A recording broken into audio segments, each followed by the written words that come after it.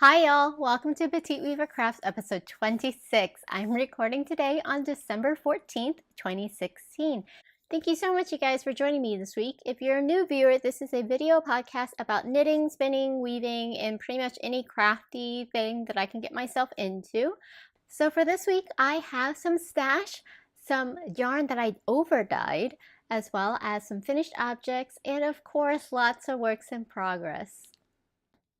So let's get started, you guys. So first up is my stash. So I pre-ordered a project bag and I kind of forgot about it until it showed up, but this is my super cute Sock Plus bag by Slip Stitch Studios, and it's the little dust motes from Princess Mononoke and some of the other Studio Ghibli films. And this is a super cute little box bottom bag with a drawstring, and inside it actually has two pockets as well, as you can see there. And for this pre-order, she had quite a few different Studio Ghibli type fabric. There's lots of Princess Mononoke themed one as well as Totoro ones. So I actually got another needle whip cozy. They call this their needle nook, and it's shaped so that it can actually fit a circular needle as well instead of just a set of DPNs. And she also inserted a zipped pocket on the back. Super cute. And last but not least, I got the Totoro themed stitch markers. So here, let's see if you can see it. So there is a Totoro jingle bell, as well as two little dust moots, and then two other kind of blank ones to go with the set. And I really think these are cute, so I'm super excited to have them. Next up is some more holiday yarn. I picked up this lovely skein of knitted wit Plied Pixie, which is a super wash merino 8% Lorex base. And the colorway is called Frozen. Super fun. It's very icy and cool looking. This is the first time I am using this base, so that should be fun. And it is a little bit sparkly. I figured this would be a fun holiday sock to cast on after I'm done with my Christmas socks. And don't mind my knuckles. I burnt myself cooking a little while back. I touched a hot roasting pan, unfortunately. But it's almost all healed up, so don't worry. And last up for stash, I ended up purchasing another sweater's quantity of yarn from the Bonvivant, and it is this kind of matte butter colored yarn. It's super soft merino, and I really love the feel of the yarn, but I didn't like how matte and kind of one-dimensional the yarn was, and I don't think just a straight sweater of this heavyweight yarn would look very good on me. So I ended up over dyeing the yarn itself. So using a tutorial by Nicole of HueLoco Yarns, she has a video tutorial of how to do semi-solid tonal colored yarns as well as low immersion dyeing techniques. And here is the yarn that I ended up with. It's super fun, and I had such a great time dyeing this yarn. So the only yellow dye that I had on hand was this Jacquard acid dye in the colorway Bright Yellow. Bright Yellow seemed a little bit too intense. I didn't want like a highlighter colored end product. So what I ended up doing was actually mixing this dye with a little bit of Reddish Purple, a country classic dye. Anyway, it produced a more toned down, a little bit almost mustardy colored yellow. That was the base dye for all of the yarn. And then on top of that, I sprinkled a little bit of that reddish purple dye over the top to kind of give it the speckly look. And the cool thing about dyes and why they're a little bit finicky is that this reddish purple was actually made up of some pinks, some greens, and some blues as well. So you can see how when I sprinkled the dye on top of the yellow, it actually broke up a little bit, and my speckles are all kind of different colored, but the overall look is kind of a brownish colored speckles on top. But yeah, so you can see how they kind of broke up a little bit. Some of them are a little bit green, some are reddish, and a few of them actually look a little bit blue. I absolutely adore the way this yarn turned out, but as you can see, some of my skeins look quite a bit darker than the others, so I will have to alternate skeins to make sure that the colors blend and there isn't like a super obvious transition between one skein to the other. But yeah, the before and after, oh my goodness. I love the way it turned out. I don't think I could have expected anything better. Oh, I didn't mention what the plan was for this yarn. So I think this yarn will be intended for a worsted boxy by HueLoco.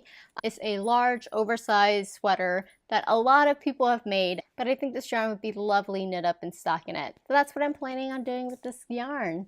But yeah, Nicole has some great tutorials on her YouTube channel of how to dye yarn. You guys should definitely check it out. Alright, that's it for my stash this week. Moving on to finished objects. So I did end up managing to finish the second house sock in this reddish colorway. So that makes both sets done for my parents.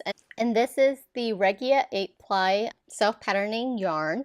This sock is based off of Rye by Tin Can Knits without the garter panel in the front for sizing.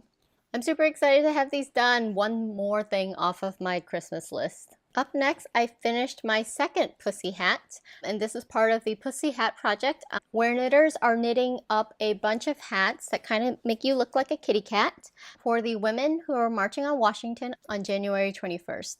That makes 2 all ready to be sent off, as well as a third just for my friend who really liked the way that hat looked, so this will be her Christmas gift. This pattern is super easy to do, and I modified the written pattern to knit in the round, and then I did a 3 needle bind off for the top, so minimal effort to get this hat done. And they're super fun. This is knit up with some of the pink yarn that I purchased a little while back. This is the Universal Yarns Cotton Supreme. So yeah, that's it for all my Christmas gift knitting. The only thing left is Christmas baking. Now on to works in progress. First up is my poncho test knit that I am doing. So I left you guys last week around this lovely little Sucra miniature macaron stitch marker. And I got another section done, and I started the second section of the 3-color Fair Isle knitting.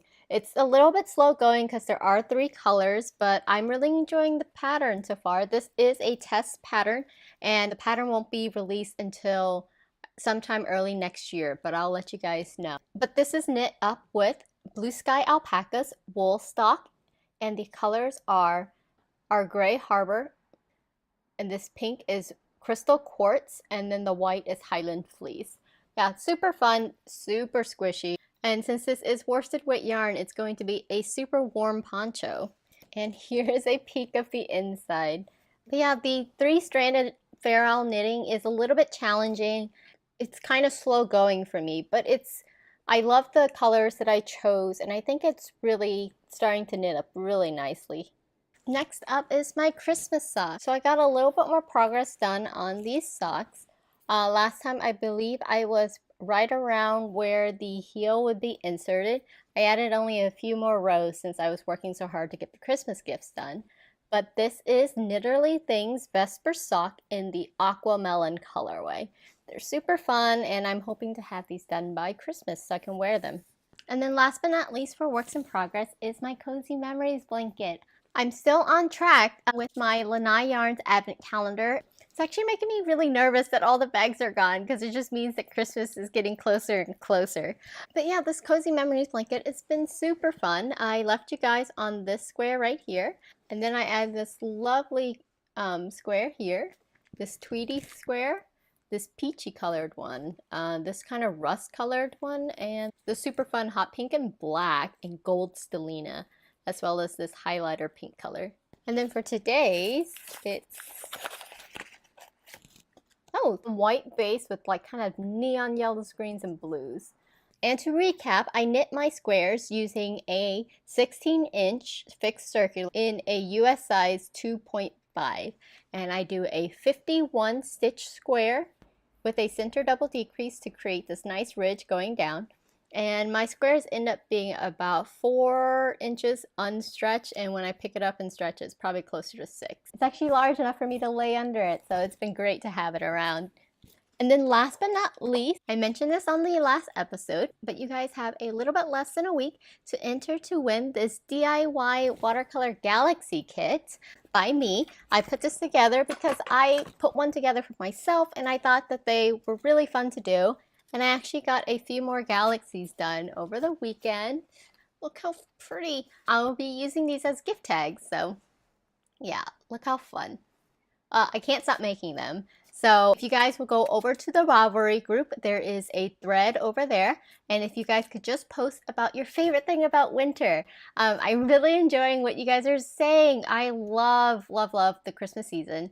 I just think it's so fun and festive, and I know it doesn't get super cold here in LA, but between the baking, the cookies, the food, and just hanging out with all the people that you care about, it's such a great time. It is a little bit stressful because of gifts and stuff, but I'm really trying not to stress myself out this year. I just, just slow down, take the time to enjoy the people around you. But yeah, make sure you guys enter the giveaway, and I'll get the kit shipped out as soon as I can, and hopefully you guys will get it before the end of the year.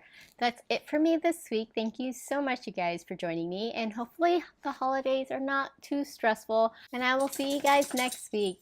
Thanks for watching. Bye.